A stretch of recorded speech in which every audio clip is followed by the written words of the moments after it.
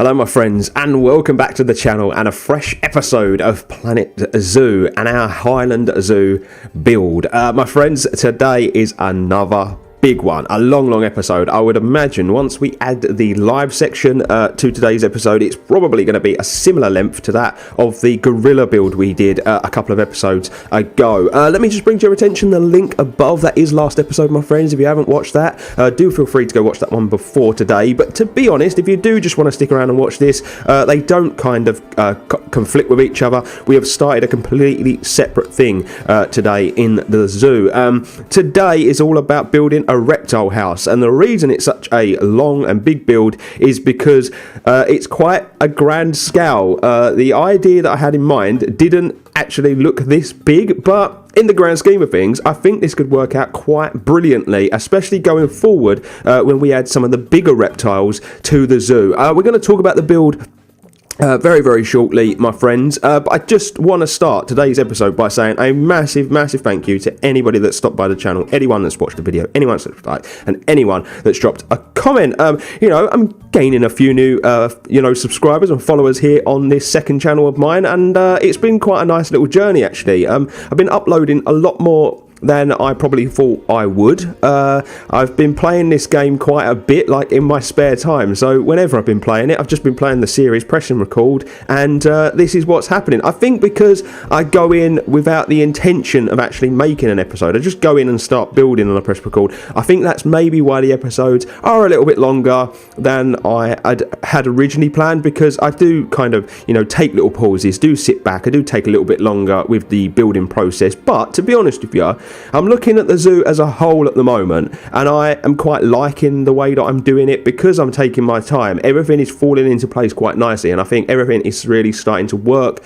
And I was saying last episode, once we start putting things like trees in, plants and things like that, the environment will then start swallowing up the buildings and the habitats, and it will really start to look amazing. When we get to the live section, it's not going to be a particularly long one like it was last episode. We had a bit more time last episode to take a good look around. It's going to be relatively short. I just want to show you around the reptile house and talk about what we're going to do next episode. So, do stick around for that bit at the end of the video, but I really do hope you enjoy the speed build today. So let's actually get into what we're trying to achieve in today's episode, and let me talk you through my thinking and my ideas where this was concerned. As you can see, the footprint for a very big building is being put in place at the moment in the speed build time-lapse section of today's episode.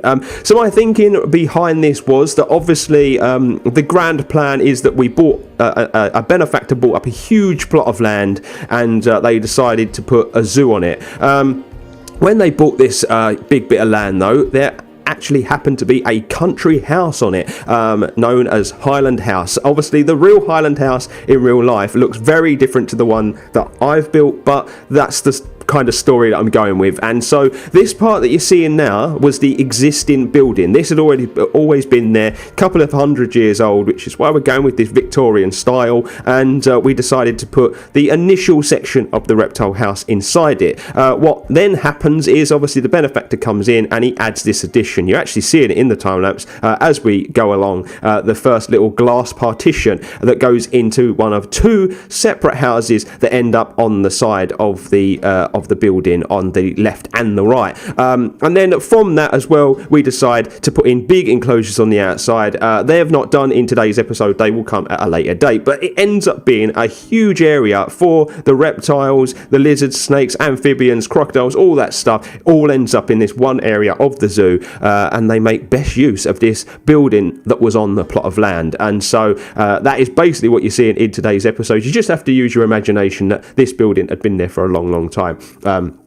On this plot that the zoo decided to open its doors on. I will say one thing, ladies and gents. I think once the reptile house, once you see the reptile house at the end, it is finished. Once I get all of the environment done, I think I may open the doors to the zoo, welcome in our first lot of people, and then maybe do my first showcase. I did mention when I did the gorilla episode that I was going to do these short 5-10 minute videos where we showcase the animals that we've got, and I I think that the showcases will work best if we've got guests in the zoo. Obviously, we have got the doors closed on the zoo because we don't want loads of people walking around while I'm trying to build because of, game lag and stuff like that. But the one thing I will say for Planet Zoo is that considering the amount of pieces I have already used, in this project, and considering that, we've got animals, we've got moving parts, there is no lag whatsoever. Planko used to be very, very hard on my computer, my processor and stuff, and I have a high-end PC, and the frames used to drop the minute I started getting quite a bit in, but Planet Zoo seems to be a lot kinder on the CPU, so I'm very happy with that, especially as I said last episode, I'm considering streaming some of the build over on Twitch. You can find the details in the description box below should you want to go and follow that. But those little detaily parts that I do between episodes, I am considering doing live on Twitch. I've just got a few things I need to sort out in my personal life before I can really dedicate the time to it. But if you like that sort of thing and you'd like to watch me build live on Twitch, then do feel free to go and drop me a follow over there. So as I was saying, that's the story of the reptile house. You're going to see the new additions go on either side. You're going to see this main building. It ends up, as far as scale is concerned, as very, very grand. It stands as high as the entrance, the front part of the building, and I for one didn't really want it that high, but once I took a step back and I looked at it, I thought, actually, this sits here very, very nicely. And when we put in the animals that I want to put in and around it, I think it will work really, really well. I'm going to heavily wood the area in front of this building as well. When we get to the live section, you're going to see we put in a very small sort of staff building. It houses the staff room and the generator because it needed a lot of power, this building, because each one of those small exhibits that houses the animals needs power, basically. So 2 keepers have been assigned to this building because there's that many animals inside. I've actually got a little list here that I'm going to read out so you know exactly what is going to be sitting inside this fantastic looking reptile house.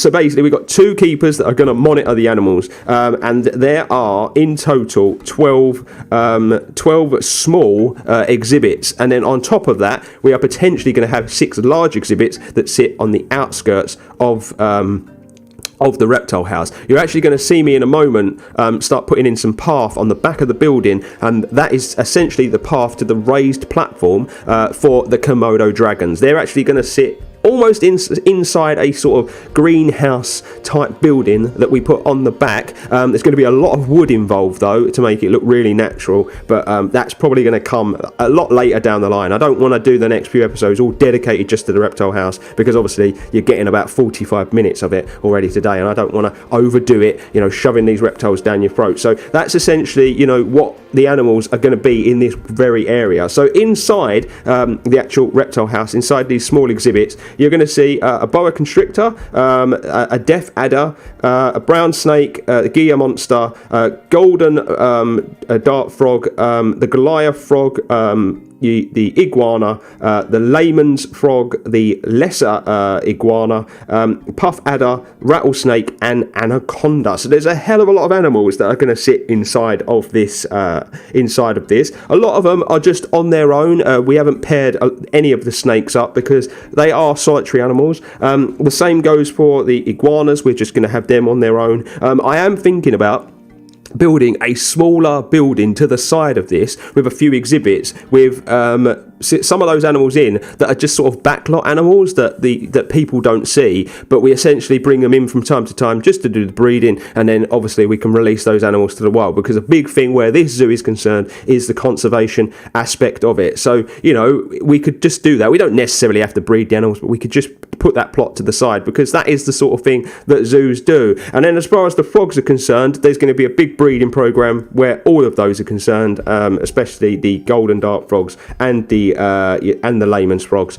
So you're going to see there's quite a lot of those in their enclosures. Now, obviously, these are animals that are quite difficult to see. I was obviously trying to have a good look once I finished the reptile house, and it is quite a difficult thing to look at, but we'll try our best in the live section to try and go through and look from section to section. Once again, ladies and gents, I have to apologise that in this time lapse there's a few bits missing.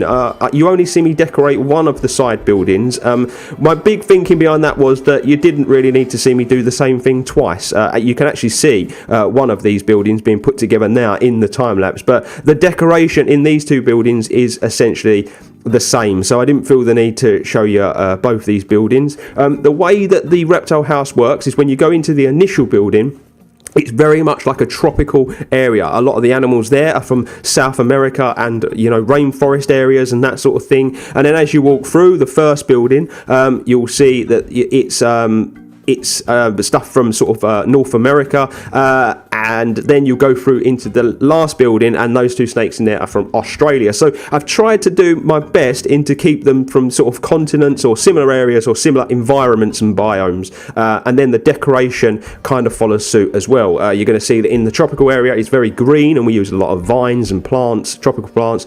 And then when you get to those two smaller areas, obviously those are very dry, arid environments that those animals live in, so we use a lot of rock, and we just decorate everything in the right way. And as I said, when we were talking about doing the reptile house, I wanted to make it an experience, and I think I've definitely managed to achieve that. And I think especially if we add stuff, like the Galapagos tortoise on the outside, the Komodo dragon, the Nile monitor, potentially even the gharial crocodile, I think that it'll end up looking like a really fantastic area to visit in the zoo. So you can actually see every now and then when we zoom out in this time lapse how big this little plot of land actually ends up being. I had a few little finicky problems with putting these buildings on the side and getting the exhibits to fit perfectly where the path was concerned. I've included a lot of the stuff in today's episode of the mistakes that I make. I think that usually I cut this stuff out, but I want to show you guys that not everything works that perfectly for me. From time to time, I do have to go back in and rejig things and change things around, and maybe I should be showing you guys that a little bit more. You will notice I didn't apologise for this episode being as long as it's going to be, and I did say last episode, I promised I wouldn't apologise. I nearly did at today's episode because it is a long one, and especially just for a reptile house, but it ends up being a very nice looking and very good reptile house. You're going to see we're actually going to start work in the time lapse now on the front of the building, and these are the real nitty gritty details that you need, especially if you're trying to make a building look old. I've used the same brick pieces as we used on the entrance. I wanted them to be very, very similar, but we decorate this very, very differently. And it ends up looking really, really nice. And I just feel like eventually, once time goes by and the more stuff we add into the zoo, it is going to sit very nicely in the environment, this one. So let's talk a little bit off subject, off of what you're watching in the time lapse now, because obviously when we get to the live section, I've not really got too long to talk about next episode, what I want to achieve and where I want to go next with the series. I've already said that potentially I'm going to think about going live with those bits in between. That's probably not going to happen for a week or two, but for now you can just kind of catch up episode to episode. This is going to be an episodic series. I don't want you to think that I'm going to be transferring over to Twitch. Twitch is just going to be used so that you guys can come and get involved a little bit more in the stuff that happens between the big builds. All the big builds will remain here on YouTube. But yeah, like I say, I've not really got too much time in the live section in today's episode, so I just want to talk a little bit about essentially where we're going to go next and what I want to achieve. Obviously you're going to see in the live section that we take a little overhead look at the zoo, and pretty much the front of the zoo is where we're working at the moment. Next episode I want to move away from the reptile house. I don't want to, like I've already said in today's episode, I don't want to overdo it. I don't want to shove all of these lizards and tortoises and stuff down your throat. I want you to take this in.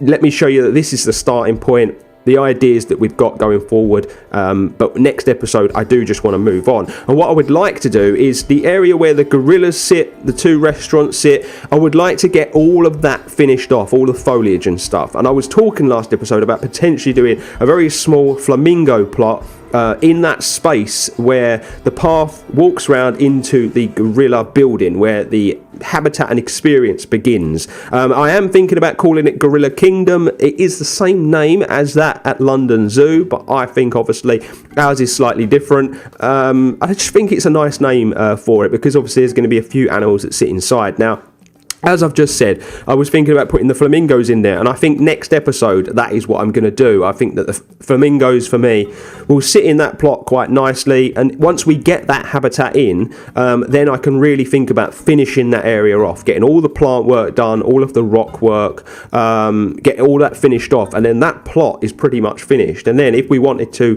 the episode after that, we can either go on to a new animal, a new area of the zoo, or we can come back to the reptile area and attempt to try and get this a little bit finished. I do think that the reptile area is going to take a long time to finish off though. As I've already alluded to, the komodos are going to be to the back of the building.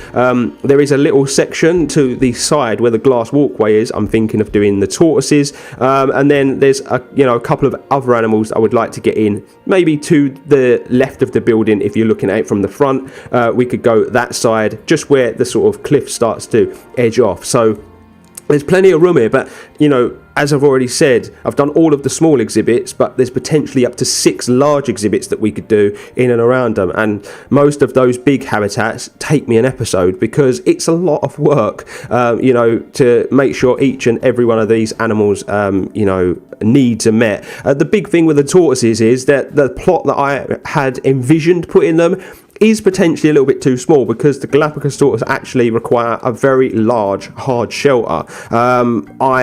I'd done a little bit of messing around with this game before I decided to do the series and before I got started, and I made a Galapagos tortoise enclosure, and they don't actually need too much room for like walking around, but they do require a big hard shelter, and to try and build something large enough in the plot that we've got might be a little bit difficult for us, but I can essentially try to make it work. If it doesn't work, I delete it, we start again, we go in a different area, ladies and gents. But I think next episode, like I said, might be the flamingos. We get a nice, really sort of planted, heavy on, the water, nice little islands, big trees, reeds. I think that will finish that area off really beautifully, and then we can really work on getting all of the edges of the gorilla habitat all finished, because I still haven't got around to doing that, and I really need to. I need to just plant up all the areas outside of the exhibit. Really, I want to go quite heavy, I want to go quite dense, where if there's any little plots of grass, I really want to just plug it full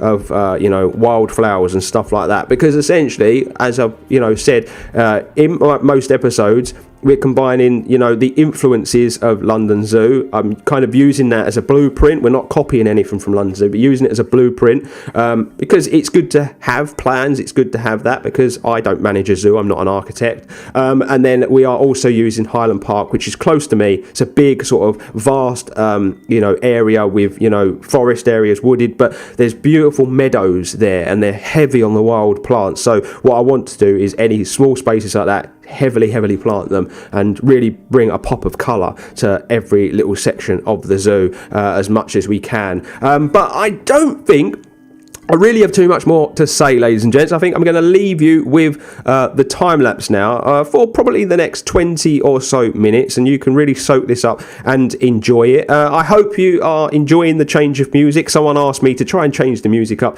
a little bit. I will leave the details to the music and the artist in the description below. Obviously, these are royalty free, but he actually has a fantastic wildlife inspired album, and I think the music works really nicely with the series. So if you're interested in it, I'll leave it in the description box below. One thing that I should know, I don't know if I've already mentioned this, but where the time-lapse section is concerned, you only see me decorate one of the side buildings, and as far as the tropical zone is concerned, you only see a little bit of the decoration because my game footage again unfortunately froze. I am from next episode going to be using a different game capture software that I've been testing, and it works perfectly. But my friends, for now I will leave you with the rest of the speed build and time lapse, and I'll see you in the live section.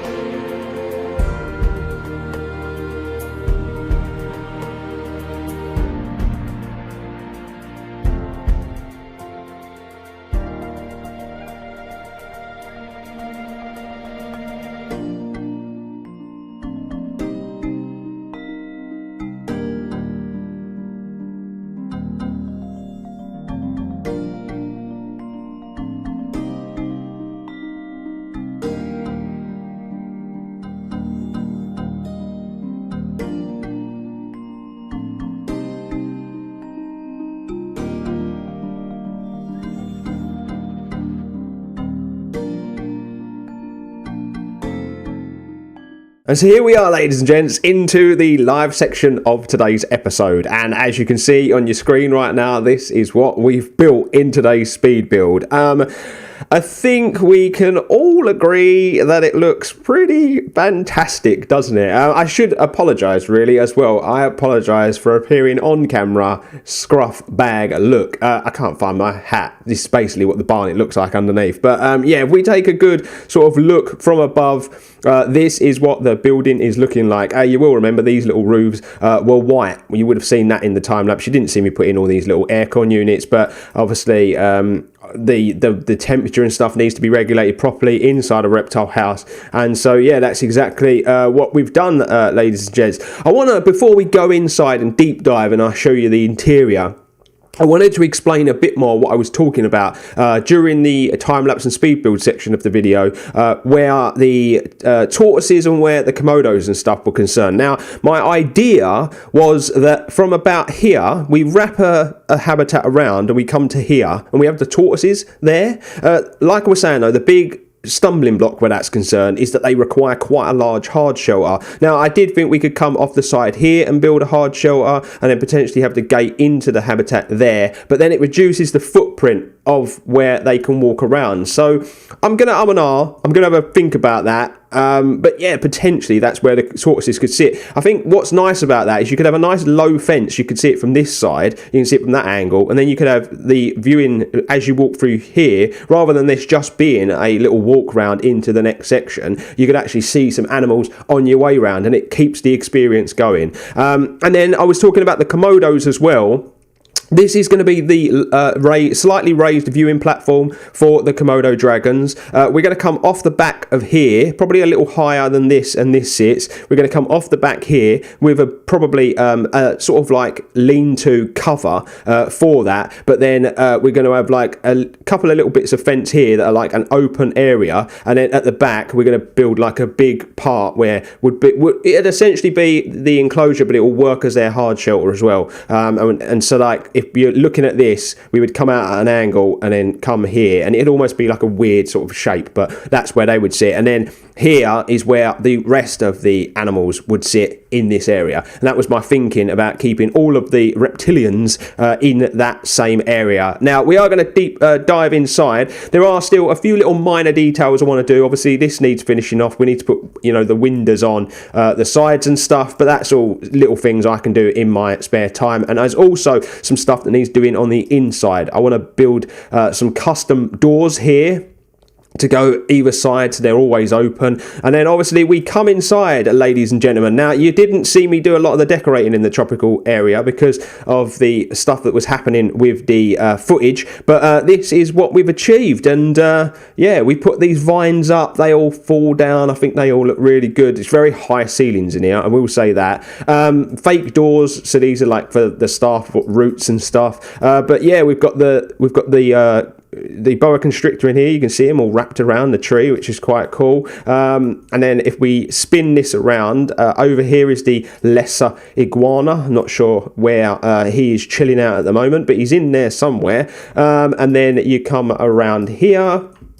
We're going to have to get through this very, very quickly, unfortunately. Then we come around here. The green iguana is in that one. We've got the anaconda in there. The anaconda is just there. Very hard to see, but because I've been looking at this quite a lot, I managed to see it. Now, as you walk around here, this is all the internal decoration. I think this all turned out really nice, really lush grass. I wanted to use this cobra sign on something for so long. It's a shame though that we don't have a cobra in the game, because we could have used it right next to the cobras. But yeah, I think that sits in there quite nicely. And then these are all of the frogs. So you've got the Goliath frog there, the golden there, and the layman are there. We're not going to look too hard for them. You can actually see one of the golden frogs though, right there. Very, very small. The Goliath frog is a big old bugger. He's at the back, I believe, in there. He's always at the back. Now, this bit here, I didn't tackle this in the time-lapse. This is going to be a waterfall.